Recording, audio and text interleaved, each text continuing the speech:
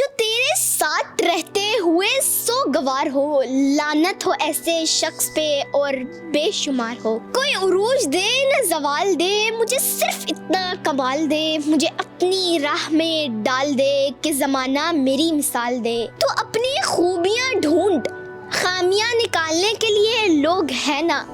अगर रखना है कदम तो आगे रख, पीछे खींचने के लिए लोग है ना।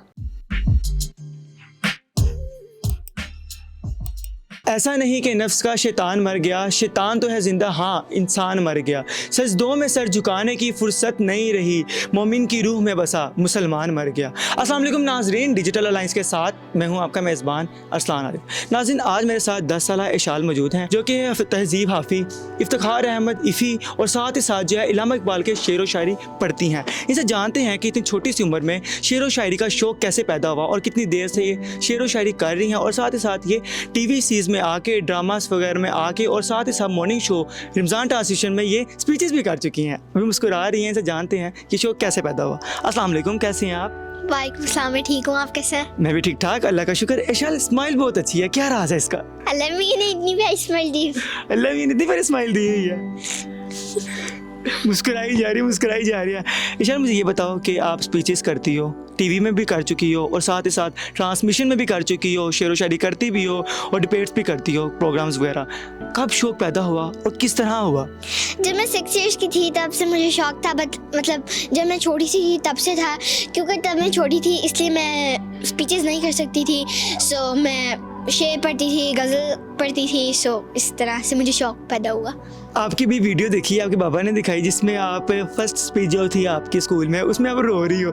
तो क्या दिल नहीं कर रहा था तब स्पीच करने का, या तो शौक़ नहीं था? शौक बहुत ज़्यादा था, पर मतलब जितने भी पार्टिसिपेंट्स थे उनमें से सबसे छोटी मैं थी, और इसके बाद मेरी फर्स्ट स्पीच थी। I am very scared at that moment, तो ये थोड़ा सा प्रॉब्लम था, इसलिए मैं रो रही थी, बट अच्छी स्पीच लग रही थी। और उसके बाद आपने फिर कब से फैसला किया कि अब मैं स्पीचेस कर सकती हूँ, डिबेट्स कर सकती हूँ, सो इसे कंटिन्यू करना चाहिए?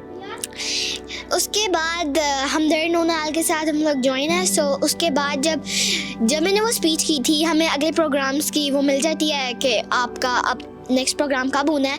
सो उसके बाद जब मैंने नेक्स्ट प्रोग्राम में की एंड मुझे इतनी अच्छी हो गई, मैं बहुत सरप्राइज थी। मैंने कहा वाह, मैंने कितनी अच्छी कर लिया। सो अब मेरे से तो इंतज़ार नहीं हो रहा। सबसे पहले तहजीब हाफिज़ जी हैं, उनका कुछ शेर, कुछ उनके अशआर सुना दें, उन्हीं के अंदाज के साथ हम उनको इमेजिन करते हैं और आपसे अशआर सुनते हैं। तो सुनाएं। जो तेरे साथ रहते हुए सो गवार हो, लानत हो ऐसे शख्स पे और बेशुमार हो। ये उनका एक शेर था जो मुझे बहुत अच्छा लगता है। उसके बाद एक और सुनाना चाहूँगी। सिर्फ तेरी चुप ने मेरे गाल गीले कर दिए, सिर्फ तेरी चुप ने मेरे गाल गीले कर दिए, वरना मैं तो ऐसा था जो किसी की मौत पर न रोया था। ज़बरदस्त इशाल। मुझे ये बताओ कि स्टार्टिंग में आपको मुश्किल हुई करने में? थोड़ी सी हुई थी क्योंकि तब मैं छोटी थी इस वजह से, बट अब अल्हम्दुलिल्लाह नहीं है। 4 साल से आप तकरीबन कर रही हो, और वो कैसा एक्सपीरियंस रहा? मज़ा आ रहा है इस काम में? जी बहुत ज़्यादा। ये तो आपने सुना दिए जी हमें तहजीब हाफी के शेर। अब इसके अलावा आपको कौन से सबसे ज़्यादा मोस्ट आपको पसंद है? इफ्तिखार अहमद इफ़ी। इफ्तिखार अहमद इफ़ी। सो इफ्तिखार अहमद इफ़ी के कौन से अशआर सुनाएंगे हमें? कोई तुमसे है परेशान जरा देख तो लो, ऐसे होते हैं मुसलमान जरा देख तो लो। इज्जत नफ्स को लोगों की कुचल डाला है और बने बैठे हो अनजान जरा देख तो लो। अब तो अपने भी हकारत पर उतर आए हैं, चाहतों का ये बहरान जरा देख तो लो। तुमको भेजा है धरती पर मोहब्बत के लिए और तुम हो गए हैवान जरा देख तो लो, जरा देख तो लो। दर्द लिखते हो मगर पढ़ नहीं सकते चेहरे, दर्द लिखते हो मगर पढ़ नहीं सकते चेहरे।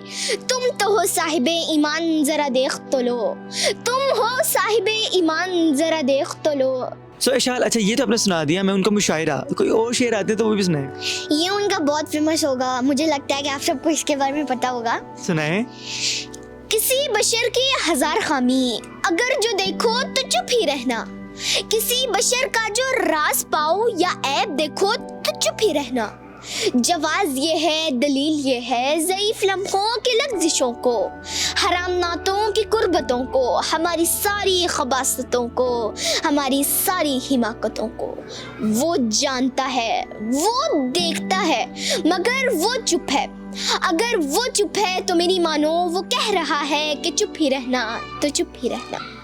इतने अच्छे अंदाज से आप शेर सुनाती हैं और इस तरह आपका एक रवां चलती है आपके अल्फाज के अंदर। किसने सिखाया, मदर या फादर में से कौन सपोर्ट करता ज़्यादा?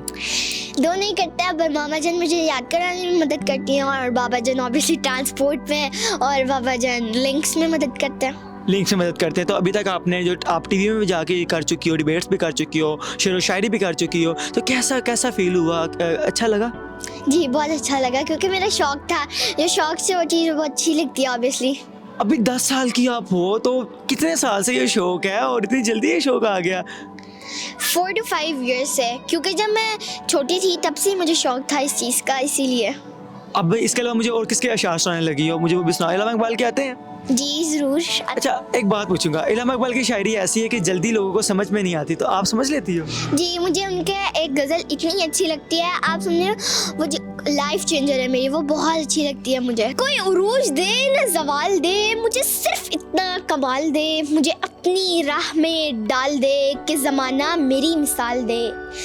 तेरी रहमतों का नज़ूल हो, मुझे मेहनतों का सिला मिले, मुझे माल व ज़र की हवस नहीं, मुझे बस तू रिज़्क़े हलाल दे। मेरे जहन में तेरी फ़िक्र हो, मेरी सांस में तेरा जिक्र हो, तेरा खौफ मेरी निजात हो, सभी खौफ दिल से निकाल दे। तेरी बारगाह में ए खुदा मेरी रोज़ शब है यही दुआ, तू रहीम है तू करीम है, तू रहीम है तू करीम है, मुझे मुश्किलों से निकाल दे, मुझे मुश्किलों से निकाल दे। सो इशाल, इलामा इकबाल का ये तो आपने गज़ल सुनाई जिसने आपकी लाइफ चेंज की, इसके अलावा और इलामा इकबाल के अशार सुनाए हमें। अभी मैंने आपको सुनाया है, तो इसलिए मैं आपको यूसुफ बशीर कुरैशी के बारे में कुछ सुनाना चाहूँगी। बिल्कुल। एक सोच अकल से फिसल गई, मुझे याद थी कि बदल गई, मेरी सोच थी कि ख्वाब था, मेरी जिंदगी का हिसाब था, मेरा जुस्तजू के बरअक्स थी, मेरी मुश्किलों का वो अक्स थी। मुझे याद हो तो ख्वाब था, जो ना याद हो तो गुमा था, मुझे बैठे बैठे गुमा हुआ, गुमा नहीं था, खुदा था वो खुदा जिसने जुबान दी, दिल दिया, मुझे जान दी, वो जुबान जिसे ना चला सके, वो दिल जिसे ना मना सके, वो जान जिसे ना लगा सके। कभी मिल तो तुझको बताएं हम, तुझे इस तरह से सताएं हम, तुझे दर्द दूं तो न सह सके, तुझे दूं मकान तू न रह सके, तुझे मुश्किलों में घिरा के मैं कोई ऐसा रास्ता निकाल लूं, मैं तेरे दर्द की दुआ करूं, किसी गर्ज की सिवा करूं, तुझे हर नजर पे अबूर दूं, जिंदगी भर का शऊर दूं, कभी गिर भी जाएंगे गम न कर, कभी मिल भी जाएंगे गम न कर, तेरी रहमतों में भी कभी नहीं, मेरे इस कलाम को माफ कर, मेरे इस कलाम को माफ कर। इशाल, इतना अच्छा आपका अंदाज है, तो मुझे ये बताओ कि स्टडीज़ करती? जी स्टडीज़ करती है, किस तरह से मैनेज करती हो? क्योंकि शायरी याद करना, कुछ एक लफ्ज़ भी आगे पीछे हो जाए सारा शेर जो गलत हो जाता है, तो किस तरह से शेर व शायरी याद करती हो और किस तरह, कौन लिख के देता है कोई या इंटरनेट पे ऑनलाइन करती हो, किस तरह से करती हो?